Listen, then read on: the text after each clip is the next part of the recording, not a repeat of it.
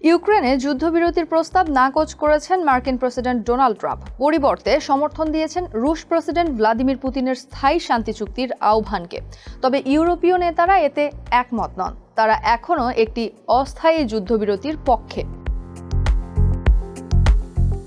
Kyiv ও তার মিত্ররা অবশ্য শান্তির বিরোধী নন, তবে তারা জানেন রাশিয়ার প্রস্তাবিত চুক্তি মানলে ভেঙে যাবে বিশ্ব ব্যবস্থার মূলনীতি অনুযায়ী কোনো দেশ বল প্রয়োগ করে নিজের স্বার্থ আদায় করতে পারবে না। কিয়েভের ইউরোপীয় মিত্ররা এই ঝুঁকি নিতে চান না, কারণ তাদের ভয় রাশিয়া পরবর্তী লক্ষ্য হিসেবে বেছে নেবে তাদেরকেই।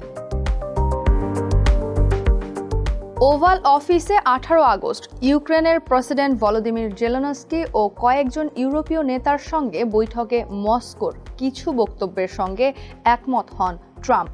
তিনি প্রশ্ন তোলেন, যদি বড় ধরনের শান্তি চুক্তি সম্ভব হয় তাহলে যুদ্ধবিরতি আদৌ দরকার কিনা। আন্তর্জাতিক আইন বিশেষজ্ঞরা বলছেন, রাশিয়া যদি ইউক্রেনকে তার জনগণকে রক্ষার বদলে জমি ছাড়তে বাধ্য করে তবে সেটি হবে জাতিসংঘ সনদের চোখে অবৈধ। এই সনদে অধিকাংশ দেশ দ্বিতীয় বিশ্বযুদ্ধের পর স্বাক্ষর করে। যদিও অনেকেই শান্তি চুক্তি এবং যুদ্ধবিরতিকে একই ধরনের মনে করেন, তবে আন্তর্জাতিক আইনের দৃষ্টিতে এই দুইয়ের মধ্যে রয়েছে গুরুত্বপূর্ণ পার্থক্য। যুদ্ধবিরতির সময় বিবদমান পক্ষগুলো নিজেদের এলাকা ধরে রেখে লড়াই বন্ধ রাখে। সাধারণত এটি সাময়িক হয়। এই সময়ের মধ্যে আলোচনা, সহায়তা বা বেসামরিক মানুষদের নিরাপদে সরিয়ে নেওয়া হয়। কিয়েভ ও তার ইউরোপীয় মিত্ররা মনে করছেন জেলেনস্কি পুতিন বৈঠকের আগে প্রয়োজন হতে পারে যুদ্ধবিরতির। এরপর ট্রাম্প, জেলেনস্কি ও পুতিনের মধ্যে ত্রিপক্ষীয় বৈঠক আয়োজন করা যেতে পারে।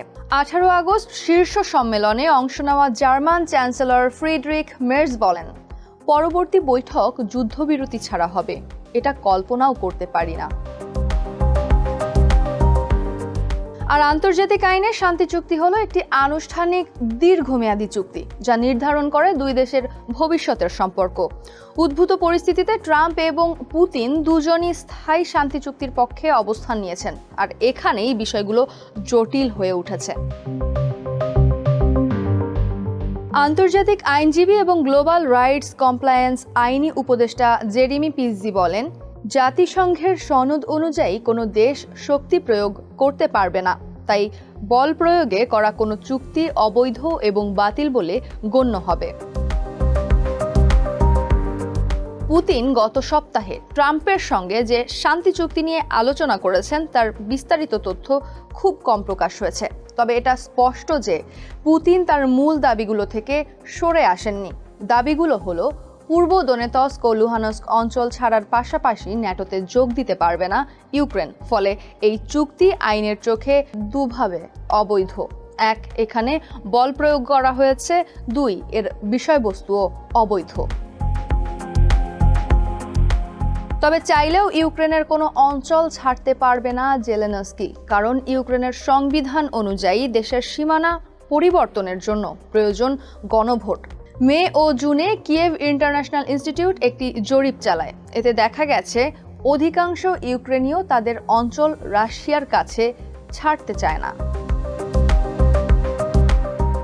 কিয়েভ থেকে সিএনএনকে পিৎজি বলেন, ইউক্রেনীয়রা যদি কখনো তাদের মত বদলে জমি ছাড়ার পক্ষে ভোট দেয় তবুও আন্তর্জাতিক আইনের দৃষ্টিতে চুক্তিটি অবৈধ থাকবে। মস্কোর দাবি না মানার পেছনে কিয়েভের বাস্তবিক এবং কৌশলগত কারণও রয়েছে। রাশিয়ার সেনা এখন প্রায় পুরো লহনস্ক এবং দোনেতস্কের 70% এলাকা নিয়ন্ত্রণ করছে। এর মানে কিয়েভ এখন পর্যন্ত যে অঞ্চল হারিয়েছে তার চেয়ে বেশি ছেড়ে দিতে বলছেন পুতিন।